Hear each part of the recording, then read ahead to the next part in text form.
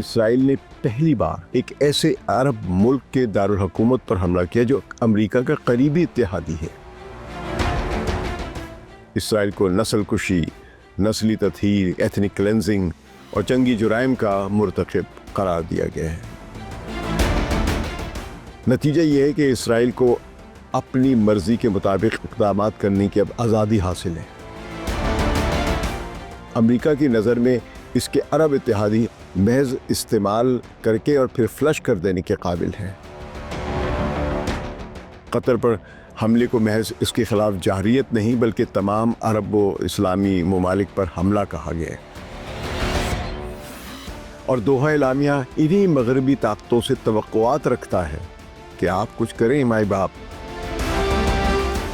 اس رویے سے عرب و اسلامی دنیا کی وہ سفارتی بے بسی ظاہر ہوتی ہے جسے قانونی الفاظ کے پردے میں چھپانے کی کوشش کی گئی ہے۔ ثقلین امام کا سلام قبول کیجیے، اور سلام کے فوراً بعد ہی ہم اپنے آج کے موضوع کی طرف آتے ہیں، دوحہ اعلامیہ جو کل رات جاری ہوا ہے۔ اور یہ قطر میں جو دوحہ کانفرنس ہوئی تھی عرب لیگ اور اسلامی ممالک کی تنظیم OIC کے جو سربراہی ہنگامی اجلاس طلب کیا گیا تھا، اس کے اختتام پر۔ تو عرب لیگ اور OIC کا یہ ہنگامی سربراہی اجلاس اسرائیل کی 9 ستمبر کی اس فضائی کارروائی کے بعد کیا گیا تھا جس میں دوحہ کو نشانہ بنایا گیا اور وہاں موجود حماس کے رہنماؤں کو ہدف بنایا گیا تھا، جو قطری ثالثی کی سرپرستی میں قیام پذیر تھے دوحہ میں۔ یہ حملہ ایک نہایت سنگین واقعہ تھا۔ حملہ بہت سنگین ہوتا ہے، لیکن یہ اس لحاظ سے سنگین تھا کیونکہ اسرائیل نے پہلی بار ایک ایسے عرب ملک کے دارالحکومت پر حملہ کیا جو امریکہ کا قریبی اتحادی ہے، اور جہاں امریکی فوج کا سب سے بڑا فوجی اڈہ العدید ایئر بیس قائم ہے، جو کہ سینٹ کام یا سینٹرل کمانڈ کا ہیڈ کوارٹر بھی ہے۔ تو اس اجلاس کے نتیجے میں جس دستاویز کو دوحہ اعلامیہ کہا جا رہا ہے، وہ 14 ستمبر کے اجلاس کے شروع ہونے کے بعد سے لے کر 15 ستمبر تک کی جو ساری کارروائی میں جو ڈیلیبریشنز ہوئی ہیں، پہلے یہ وزراء خارجہ کے درمیان ایک ڈرافٹ طے پایا تھا، پھر اس کی شکل بدلتے جب یہ 15 ستمبر کو جاری ہوا ہے تو وہ پھر آپ یہ اعلامیہ بن کے دوحہ اعلامیہ بن کے جاری کیا گیا ہے۔ بعض لوگ توقع کر رہے تھے کہ کوئی قرارداد کی صورت میں آئے گا، یعنی اس میں کچھ طے کیا جائے گا عملی اقدامات، لیکن یہ عملی اقدامات اس میں فی الحال نظر نہیں آئے ہیں۔ عملی اقدامات جو ہیں وہ دعا ہے کہ دشمن کی توپ میں کیڑے پڑیں۔ تو دوحہ اعلامیہ 25 نکات پر مشتمل ایک طویل بیان ہے جسے قرارداد کے انداز سے لکھا گیا ہے مگر اعلامیہ کہا گیا ہے، جس میں یکجہتی، مذمت اور پرانے وعدوں کی تکرار تو بہت ہے، لیکن کوئی نیا راستہ یا عملی اقدام سامنے نہیں آیا ہے۔ یعنی جو ہم باتیں اقوام متحدہ کے مختلف اجلاس میں، سلامتی کونسل میں، جنرل اسمبلی میں سنتے آئے ہیں، وہی ہے پر ریپیٹ کی گئی۔ کوئی بڑی بات نہیں، لیکن یہ نظر آ رہا ہے کہ جدت اس پہ کوئی نہیں نظر آئی، ہمیں کوئی کریٹیوٹی یا کوئی نیا ویژن نظر نہیں آیا ہے۔ تو سخت الفاظ اور بلند و بانگ بیانات کے باوجود یہ اعلامیہ دراصل عرب اور اسلامی اداروں کی یعنی OIC کی اس دائمی کمزوری کو آشکار کرتا ہے کہ وہ اپنے غصے کو، یعنی جو بھی ان کو غصہ آیا اسرائیل کے حملے کے بعد، اس غصے کو کسی اسٹریٹجی میں ڈھالنے سے قاصر ہے کہ اب کرنا کیا ہے۔ نتیجہ یہ ہے کہ اسرائیل کو اپنی مرضی کے مطابق اقدامات کرنے کی اب آزادی حاصل ہے، یعنی ہم جس کو کہیں گے کہ امبولڈنڈ ہے، اور امریکہ کی نظر میں اس کے عرب اتحادی محض استعمال کر کے اور پھر فلش کر دینے کے قابل ہے، ایک طرح سے غیر ضروری حیثیت رکھتے ہیں، لیکن یہ کچھ کر بھی نہیں سکتے کیونکہ ان کی بادشاہتیں یا عمارتیں ہیں یا ان کی حکومتیں یا ان کی ڈکٹیٹرشپس امریکہ کی ہی مرہون منت ہے۔ دوحہ پر اسرائیلی حملے کے تناظر کو کئی پہلوؤں سے سمجھنا ضروری ہے۔ سب سے پہلے یہ کہ اسرائیل اپنے قیام سے لے کر اب تک ایران، شام، لبنان، عراق اور یمن سمیت جو کہ حالیہ حملے ہو رہے ہیں، تاریخ کے لحاظ سے 15 ممالک پر حملے کر چکا ہے، اور ہر بار انہیں اپنی سلامتی کے نام پر جائز قرار دیتا ہے، دنیا حمایت کرتی ہے۔ لیکن قطر پر حملہ ایک نئی سرحد عبور کرنا تھا، کیونکہ یہ ایک ایسا ملک ہے جو نہ صرف امریکہ کا قریبی اور تابع دار اتحادی ہے، بلکہ خطے میں انہی کی مرضی کے مطابق ثالثی کا کردار بھی بڑے فخر سے ادا کرتا رہا ہے. اپنے طالبان کے درمیان بات چیت یا دوسری مجاہد تنظیمیں جہادی تنظیموں کے درمیان جو امریکہ یا کسی کی بھی بات چیت ہوئی ہے یہاں پہ ہوئی ہے, اور اس میں پاکستان بھی مددگار رہا ہے. قطر کی پالیسی دو ستونوں پر قائم رہے. ایک طرف وہ امریکی فوجی اڈوں کی میزبانی کر کے اپنی حفاظت کو یقینی سمجھتا ہے, حقیقت میں ہے یا نہیں یہ اب ایکسپوز ہو چکی ہے. اور دوسری طرف وہ اسلام پسند تحریکوں یا جہادی تنظیمیں یا تحریکیں جو ہے اخوان المسلمین ہے, طالبان ہے, اور القاعدہ سے جڑی ہوئی تنظیمیں, مثلا شام میں ہم نے دیکھا ہے یہ قطر نے ثالثی کا بڑا اہم کردار ادا کیا ہے, یا ان سے رابطوں کا جو نظر آئے ہیں ان کے وہ ساری دنیا کو معلوم ہے. اور امریکہ اور دوسرے ملکوں نے یا مغربی ممالک نے اس کو قطر کو اس طرح تنقید کا نشانہ نہیں بنایا جس طرح کسی اور ملک کو نشانہ بنایا جاتا ہے کہ وہ ان جہادی یا جس کو وہ مغربی میڈیا ٹیررسٹ آرگنائزیشنز کہتے ہیں, دہشت گرد تنظیمیں کہتے ہیں, ان پر کیا جاتا ہے. قطر پر ایسی کوئی سختی بات نہیں کی گئی.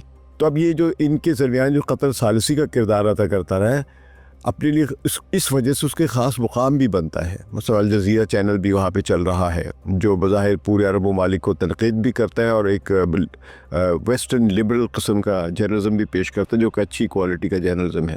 لیکن قطر کا اپنا جو کردار ہے وہ اگر ویسا ہی کردار کوئی اور ملک ادا کرے اس خطے کا تو اس کے لیے بڑے مسائل پیدا ہو سکتے ہیں. برائے اسرائیلی حملے نے یہ دونوں ستون ہلا دیے ہیں قطر کے.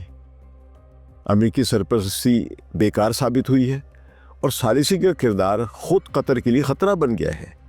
یعنی جس ثالثی کے ذریعے وہ اپنے آپ کو محفوظ سمجھ رہا تھا اور سمجھ رہا تھا کہ خدمات سر انجام دے رہا ہے انہیں کے لیے, وہی ثالثی جو ہے وہی میزبانی جو ہے ان دوسری تنظیموں کے لیے جو اس نے مہیا کی تھی وہ اس کے لیے خطرہ بن گئی ہے. اسی کو ہدف بنانے کے لیے اسرائیل نے کھل کے ایک حملہ کیا ہے قطر کے اوپر. بعض مبصرین قطر کا اسلامی تنظیموں یا دھڑوں کو یعنی جو جہادی تنظیمیں یا دہشت گرد تنظیمیں جو کہتے ہیں ان کو سپورٹ کرنے اس کی آزاد پالیسی کی علامت سمجھتے ہیں کہ اتنا آزاد تھا کہ ان کو سپورٹ کر سکتا تھا, جبکہ دیگر حضرات سمجھتے ہیں کہ قطر ان اسلامی دھڑوں کو امریکی اسٹریٹجک اہداف کے مطابق کرتا ہے یا ان تنظیموں کو پالتا ہے اور ان کی فنڈنگ بھی کرتا ہے. یہ بھی سب کو معلوم ہے. بہرحال یہ موضوع نہیں ہے, بات کہیں سے کہیں اور نکل جائے گی. واپس اعلامیہ کی جانب چلتے ہیں, مگر یہاں آپ سے درخواست ہے کہ میرے چینل کو سبسکرائب کریں اور بیل آئیکن ضرور دبائیے گا تاکہ آپ کو جو بھی لیٹسٹ ویڈیوز آئیں وہ آپ کو پتہ چلتی رہے. ان کو اگر آپ سنیں تو لائک ضرور کریں, اور یہ تجزیہ پسند آیا ہو یا برا بھی لگا ہو, آپ کو کوئی کمی نظر آئے تو ہر دو صورتوں میں فیڈ بیک ضرور دیں, یہ ہماری رہنمائی کرتی ہے. دوحہ اعلامیہ کے متن کا جائزہ لیا جائے تو سب سے نمایاں بات یہ ہے کہ اس میں سخت سے سخت الفاظ ضرور استعمال کیے گئے ہیں. مثلا اسرائیل کو نسل کشی, نسلی تطہیر, ایتھنک کلینزنگ اور جنگی جرائم کا مرتکب قرار دیا گیا ہے. جنگی جرائم کا مرتکب جو ہے یہ انٹرنیشنل کرمنل کورٹ پہلے ہی اس بات کی ایک وضاحت دے چکی. یہ ان کو یقین ہے کہ یہاں پہ ہو رہا ہے, لیکن اس پر ٹرائل ابھی مکمل نہیں ہوا ہے.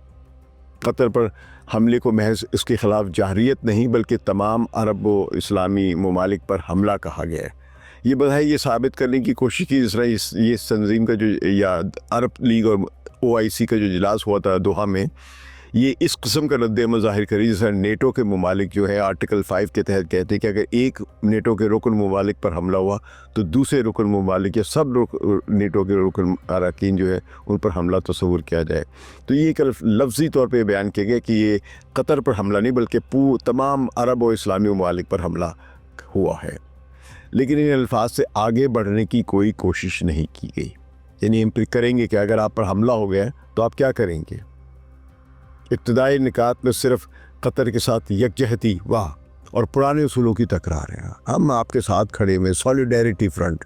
ہم بہت ساری کانفرنسز بچپن سے سنتے آ رہے ہیں زبان طالب علمی کے کہ ایشیائی افریقی سالیڈیرٹی فرنٹ ہو گیا, یا کشمیریوں کے ساتھ سالیڈیرٹی فرنٹ ہو گیا, یا مسلمان بھائیوں سے سالیڈیرٹی فرنٹ ہو گیا, اور پاکستان اسلام کا خلا ہے یہ سارے مسلمانوں کے ساتھ کھڑا ہوا ہے, فلسطینیوں کے ساتھ بھی کھڑا ہوا ہے. عملاً کچھ نہیں. تو اجتماعی سلامتی کا ذکر ضرور ہے مگر کسی عملی لاہے عمل یا ادارہ جاتی یعنی انسٹیٹیوشنل سٹرکچر کے بغیر. تو اسی دوحہ اعلامیہ کی جو ایک دوسری اہم بات یہ ہے کہ اس اعلامیہ نے تمام تر عملی اقدامات کی ذمہ داری اقوام متحدہ بین الاقوامی فوجداری عدالت یعنی انٹرنیشنل کرمنل کورٹ، اور ہیگ میں بیٹھی ہوئی جو عالمی عدالت ہے، عالمی عدالت انصاف، انٹرنیشنل کورٹ آف جسٹس، ان جیسے اداروں پر ڈال دی ہے۔ بھئی آپ نے کچھ کرنا ہے۔ ان اداروں کا ریکارڈ سب کے سامنے ہے۔ وہ امریکی یعنی اقوام متحدہ امریکی ویٹو کے باعث بالکل مفلوج ہو جاتا ہے جب بھی اسرائیل کے بارے میں کوئی سخت کارروائی کی بات کی جاتی ہے۔ امریکہ کی زیر قیادت مغرب اور آئی سی سی کے نتن یاہو کے خلاف جاری شدہ اریسٹ وارنٹس کے باوجود اسے گرفتار کرنے کے بجائے میزبانی کرتا ہے امریکہ، مغرب بھی، اور دوحہ اعلامیہ انہی مغربی طاقتوں سے توقعات رکھتا ہے کہ آپ کچھ کریں مائی باپ۔ اس رویے سے عرب و اسلامی دنیا کی وہ سفارتی بے بسی ظاہر ہوتی ہے جسے قانونی الفاظ کے پردے میں چھپانے کی کوشش کی گئی ہے کہ ہم قانون کے مطابق چل رہے ہیں مسلمان، اور یہ دراصل اس بات کا اظہار ہے کہ ہم کر کچھ نہیں سکتے۔ تو اس اعلامیے میں قطر کے کردار کو بڑا قابل تعریف کر کے بیان کیا گیا ہے، مہذب، عقل مند اور ذمہ دار قرار دے کر سراہا گیا ہے کہ اس نے جارحیت کے باوجود صبر و تحمل دکھایا اور صرف بین الاقوامی قانون کا سہارا لیا ہے۔ لیکن اس تعریف کے پیچھے حقیقت یہ ہے کہ قطر کو ایک فرما بردار اتحادی کے طور پر پیش کیا جا رہا ہے جو اسرائیلی حملہ بھی برداشت کرتا ہے اور کسی عملی رد عمل سے باز رہتا ہے، گریز کرتا ہے، کیونکہ واشنگٹن کی اجازت کے بغیر کچھ کرنے کا تصور بھی نہیں کیا جا سکتا۔ یہ حکومتیں تصور نہیں کر سکتی کہ ہم امریکہ کی مذمت کریں کہ وہ اسرائیل کی اب تک کیوں اتنی حمایت کر رہا ہے، یا کوئی ایسا دباؤ ڈالیں کہ امریکہ اسرائیل پر پھر دباؤ ڈالنے پر مجبور ہو جائے۔ شاید امریکہ خود مجبور ہے اسرائیل کے آگے۔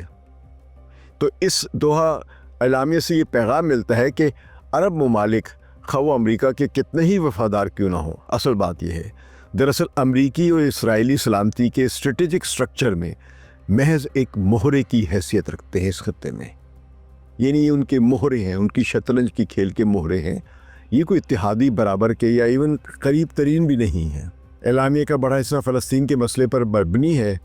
قطر پر براہ راست حملے کے بجائے بحث کو ایک بار پھر فلسطین اور فلسطین میں جو یہودی غیر قانونی بستیوں کی تعمیر جاری ہے اور جو پہلے سے ہو چکی ہوئی ہے، اور یہ سمجھے کہ 40 سال سے ہو رہی ہے، اور دو ریاستی حل اور پرانے امن منصوبوں کی طرف یعنی بحث کو اس اعلامیہ کو موڑ دیا گیا ہے۔ اس طرح قطر کی خود مختاری کی خلاف ورزی کا معاملہ عمومی فلسطینی مسئلے میں مدغم کر دیا گیا ہے، اور اسرائیل کی اس نئی جرات پر کوئی مخصوص اور ٹھوس رد عمل سامنے نہیں آیا ہے۔ اور حقیقت یہ ہے کہ اسرائیلی فوج غزہ میں بدترین نسل کشی کر رہی ہے۔ آپ کتنی ہلاکتیں ہو چکی ہوئی ہیں، اور جتنی بھی ہلاکتیں ہوئی ان میں 70% عورتیں اور بچے ہیں، اور یہاں مذمت اور مذمت۔ اللہ بھلا کرے، جو دے اس کا بھی بھلا، جو نہ دے اس کا بھی بھلا۔ دوحہ اعلامیہ میں اسرائیل پر اقتصادی پابندیوں، اسلحے کی سپلائی روکنے اور اسرائیل کی رکنیت پر سوالات اٹھانے کے جیسے نقطے شامل ضرور ہیں، لیکن یہ سب محض تجاویز ہیں، یعنی ایک ذکر ہے جو کہ اور بھی کئی فورم پہ ذکر ہو چکا ہے، یہاں بھی ذکر کیا گیا، اچھی بات ہے ذکر کیا گیا، لیکن آپ ذکر کرتے ہیں لیکن وہ ضروری اور لازمی فیصلے نہیں کرتے جو ان کی سپورٹ میں ہو، جو عملی اقدامات ہوں۔ نہ تو کسی ملک نے اسرائیل سے تعلقات توڑنے کا اعلان کیا، یعنی جن مسلمان یا عرب ممالک کے تعلقات ہیں اسرائیل کے ساتھ، میں ناموں کی فہرست نہیں بیان کرنا چاہتا، آپ سب کو معلوم ہے، یعنی گلف کوآپریٹو کونسل جو کہ ان عرب ممالک پر مشتمل 6 عرب ممالک پر جو کہ امریکہ کے اتحادی ہیں اور اسرائیل کے ساتھ ان کے اچھے تعلقات ہیں، ان میں سے 3 نے تو براہ راست ان کو تسلیم کیا ہوا ہے، تو نہ سفارتی تعلقات توڑنے کا اعلان کیا ہے، نہ اس پہ کوئی سختی کی ہے، صرف بیانات اور جس کو طرح کہ ایک ناراضی کا اظہار کرنا الفاظ کے حد تک، عملی اقدامات کچھ نہیں، اور نہ تجارتی یا سفارتی تعلقات منقطع کرنے کی کوئی شرط رکھی گئی کہ اگر یہ نہ ہوا تو ہم یہ کر دیں گے، ہم سفارتی تعلقات توڑ دیں گے۔ آپ سب ابراہیم اکارڈ کا حصہ ہیں، دستخط کر کے حصہ ہیں، یا دستخط کیے بغیر عملی طور پر بھی حصہ ہیں۔ یہ دو چیزیں سمجھنے کی ضرورت ہے، اس پر وضاحت کبھی میں پھر بعد میں کروں گا کہ کچھ ممالک نے دستخط کر دیے ہوئے ابراہیم اکارڈ کے، جو کہ اسرائیل کے ساتھ تعلقات کو معمول پر لانے کی ایک دستاویز ہے، اور اسے geopolitical and geoeconomic cooperation ہے، ٹریڈ کی کوآپریشن ہے، اور کچھ ایسے ممالک ہیں جنہوں نے ابراہیم اکارڈ پر دستخط نہیں کیے لیکن عملاً اس سے تعاون کر رہے ہیں۔ یہ سخت بیانات اور عملی بے عملی کا تضاد بہت واضح طور پر صاف نظر آتا ہے۔ اس سے زیادہ ہم کیا کہہ لیں کہ صلواتیں سنانی ہیں، گالیاں دینی ہیں، سخت الفاظ استعمال کرنے ہیں، لیکن عمل نہیں کرنا. ناراض ہو جائے گا وہ، خدا نہیں وہ. اس اعلامیے کے اثرات کئی سطحوں پر ہیں. اسرائیل کے لیے یہ ایک واضح پیغام ہے کہ اس کی کارروائیوں پر کوئی حقیقی ایک کہتے ریڈ لائن نہیں ہے. وہ جو چاہے امریکی اتحادی عرب ریاست پر بھی حملہ کر سکتا ہے. اس کے نتائج صرف زبانی مذمت تک محدود رہیں گے، اور یہ کھلا اشارہ ہوتا ہے اپنی بے بسی کا. اور اسرائیل کے لیے ایک میسج ہے کہ اسرائیل جو چاہے جب چاہے، جیسا کہ نتن یاہو نے اپنی تقریر میں خود کہا ہے، وہ کہیں بھی کسی بھی وقت جس ٹارگٹ کو سمجھے گا کہ یہ اس کے لیے، اسرائیل کے لیے خطرہ بن سکتے، اس کی سیکیورٹی کے لیے خطرہ بن سکتے ہیں، جس کو سمجھے گا وہ وہاں پہ حملہ کر سکتا ہے، چاہے وہ کوئی بھی اسلامی ملک ہو یا غیر اسلامی بھی ملک ہو. ابھی تو ہم اسلام ہی کی بات کر رہے ہیں. اسرائیل جہاں چاہے جو چاہے کر سکتا ہے، اور ہم صرف زبانی مذمت تک محدود رہیں گے. تو یہ میسج ہے اسرائیل کے لیے کہ وہ امبولڈن ہوگا اس کے نتیجے میں. امریکہ کے لیے اس بات کی علامت ہے کہ عرب ریاستیں اس کی مکمل محتاج ہیں. امریکہ بھی پتہ چل گیا کہ یہ امریکہ کے بغیر چل ہی نہیں سکتے ہیں. اس محتاجی میں وہ اپنے دفاع تک سے دستبردار ہے، یعنی اپنے دفاع بھی انہی کے حوالے کیا ہوا ہے. مثلا یو اے ای نے امریکہ کا ایک فوجی اڈہ بنایا ہوا ہے، اور بحرین نے 5th فلیٹ پورا کا پورا بحری بیڑا جو وہاں پہ کھڑا کیا ہوا ہے. قطر نے آپ کو بتایا جیسا کہ اتنے سارے ان کے پورا ایک سینٹ کام کا ہیڈ کوارٹر ہے، اور یہ سب سمجھ رہے کہ ہم محفوظ ہیں ان کے ہونے کی وجہ سے. وہ ان پر حملہ ہوگا تو وہ ایک بڑا خطرناک ہوگا امریکی اڈوں پر. تم پر حملہ ہوگا تو امریکہ کو کوئی اعتراض نہیں، بشرطے کہ اسرائیل ہو حملہ کرنے والا. ہاں، اگر فرض کیجئے ایران کی طرف سے یا یمن کی طرف سے ان پر حملہ ہو کہ تم امریکہ اور اسرائیل سے کیوں تعاون کر رہے ہو، تو وہاں پر امریکہ اور مغرب جو ہوگا وہ ان کی سوورنٹی کی حفاظت کرنے کے لیے فوراً آ جائیں گے. تو اجتماعی سلامتی کے نعروں کی قلعی بھی کھل گئی ہے کہ ہم سب ایک ہیں، ہم سب ایک ہیں. یہ نعرہ ہی ہے، یہ اسی قلعی کھل گئی ہے. اس کا نقاب اتر چکا ہے کیونکہ اس کا کوئی عملی وجود نہیں ہے دفاع کا. عرب اور اسلامی عوام کی سطح پر یہ رد عمل مزید غصے اور مایوسی کی شکل میں ظاہر ہوگا. یعنی عرب عوام تو بہرحال وہ غصہ کریں گے، ان میں تو حمیت اور غیرت کی ایک پوری تاریخ موجود ہے، لیکن حکمران اشرافیہ اپنی بقا اور امریکی سرپرستی کے پیش نظر اس غصے کو محض نعروں تک محدود رکھے گا، صبر کرے گا. اور سب سے بڑھ کر یہ سفارتی جمود عرب و اسلامی دنیا کی اس حقیقت کو ظاہر کرتا ہے کہ وہ واشنگٹن سے آزاد ہو کر کچھ کرنے کی صلاحیت یہ خواہش بھی نہیں رکھتے ہیں. وہ یہ بھی نہیں چاہتے کہ چلو ٹھیک ہے، واشنگٹن ہمارا ساتھ نہیں دے رہا، اسرائیل کو نہیں روک رہا ہے، تو چلو ہم واشنگٹن سے الگ ہوتے ہیں، اس کے اتحادی بن کے نہیں رہتے، اب لڑائی بھی نہ لڑے امریکہ سے. لیکن یہ میسج تو دیں، کم از کم کچھ تجارتی پابندیاں لگائیں ایسے ممالک پر جو اسرائیل کو اسلحہ سپلائی کر رہے ہیں. 1973 کی بات تو چھوڑ دینا، جب اسرائیل کے حملوں اور عرب ممالک کے خلاف امریکہ اور مغربی ممالک نے اسرائیل کو دھڑا دھڑ اسلحہ سپلائی کیا تھا، جب جنگ ہو رہی تھی، یوم کپور کی بات کر رہا ہوں میں. تو اس وقت عرب ممالک میں ایسے لوگ موجود تھے، خاص طور پہ شاہ فیصل جیسے لوگ تھے جنہوں نے تیل کی سپلائی ان تمام مغربی ممالک کو بند کر دی تھی. دنیا میں ایک بہت بڑا بحران پیدا ہو گیا تھا، اور پھر ان کی شرائط کافی حد تک تسلیم کی گئی تھی، وعدے کیے گئے تھے کہ یہ مسئلہ حل کیا جائے گا.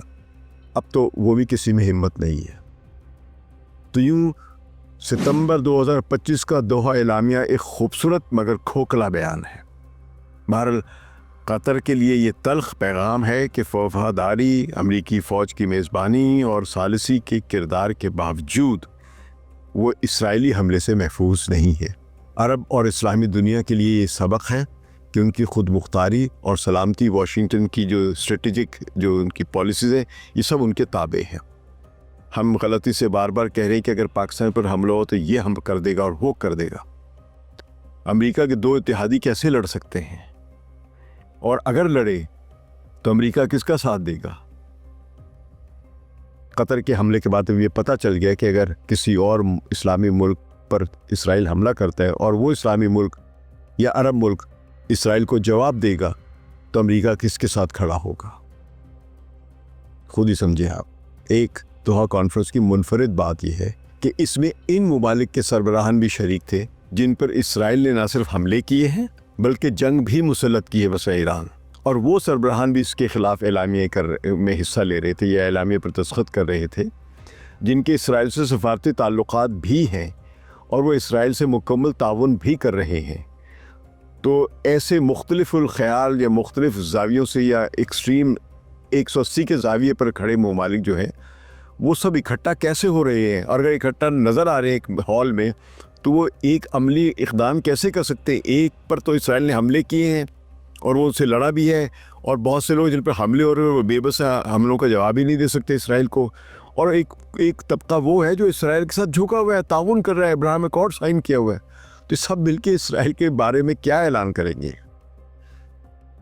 اس کے علاوہ وہ حکمران بھی بڑھ چڑھ کر قطر کی میزبانی سے لطف اندوز ہو رہے تھے جو امریکہ کے آگے بچھے ہوئے ہیں۔ بہت سارے مسلمان ممالک پاکستان سمیت جو امریکہ کے آگے بچھے ہوئے ہیں وہ بھی وہاں موجود تھے، اور یہ سب اسرائیل کی پر سخت تنقید کر رہے تھے، بھئی کچھ کرو بھی تو۔ جس وقت دوحہ میں دیکھیں ستم ظریفی، جس وقت دوحہ میں عرب و مسلم ممالک کے حکمران لمبی تقریریں کر رہے تھے، اعلامیے کے مسودے پر الفاظ کو سختی سے تولا جا رہا تھا اور بیان کی گھن گرج سنائی دے رہی تھی جو ویڈیو میں وائرل کی جا رہی کہ فلاں ملک نے یہ کہہ دیا، پاکستان کے وزیر اعظم نے یہ کہہ دیا، ترکی کے صدر نے یہ کہہ دیا، فلاں کے یہ کہہ دیا۔ تو جب یہ سب تقریریں کر رہے تھے اسی لمحے امریکی وزیر خارجہ مارکو روبیو اسرائیلی حملے کے بعد دوڑتے ہوئے یروشلم پہنچے ہیں۔ وہ قطر پر چڑھائی کے باوجود اسرائیل کی پشت پناہی پر کھڑے ہونے کا اعلان کرنے آئے تھے۔ اتنا ہی نہیں، مسجد اقصی کی دیوار گریہ پر وہاں پر جا کر جنگی مجرم نتن یاہو کے ساتھ تالمودی عبادت میں شریک ہو گئے ہیں۔ کلپا پہنی ہوئی تو جو یہودیوں کی ٹوپی ہوتی ہے، ان سے یکجہتی کا اظہار کرنے کے جب مسلمان ایک دوسرے سے یکجہتی کا اظہار کر رہے تھے دوحہ میں۔ اسی دوران ایک مشترکہ پریس کانفرنس میں امریکی وزیر خارجہ مارکو روبیو نے فلسطینیوں کو جنگلی جانور قرار دیا ہے اور کہا اگر یہ وحشی نہ ہوتے تو آج ہم اس صورتحال میں نہ ہوتے۔ اب آپ کیا سننا چاہتے ہیں؟ نتن یاہو نے بھی اپنی نفرت انگیز زبان میں مزید اضافہ کرتے ہوئے کہا ہے کہ فلسطینی ریاست کو تسلیم کرنا دراصل حماس کی دہشت گردی کو ایک ریوارڈ دینے کے مترادف ہے، اور وہ پہلے اعلان کر چکے ہوئے ابھی حال ہی میں کہ وہ 2 ریاستی حل کو تسلیم ہی نہیں کرتا ہے یہ نتن یاہو۔ یہ سب کچھ دراصل امریکہ کا کھلا پیغام ہے، مسلمانوں تم جتنی مرضی تقریریں کر لو، جتنا چاہو اعلامیہ جاری کر لو، مگر یاد رکھو امریکہ ہر حال میں اسرائیل کا یار ہے اور آئندہ بھی اسرائیل کا ہی یار رہے گا۔ اگر یہ گفتگو اور یہ تجزیہ پسند آیا ہے تو اس ویڈیو کو لائک کریں اور کامنٹس میں فیڈ بیک ضرور دیں، اس سے ہماری رہنمائی ہوتی ہے۔ شکریہ۔ ثقلین امام کو اجازت دیجیے۔ خدا حافظ۔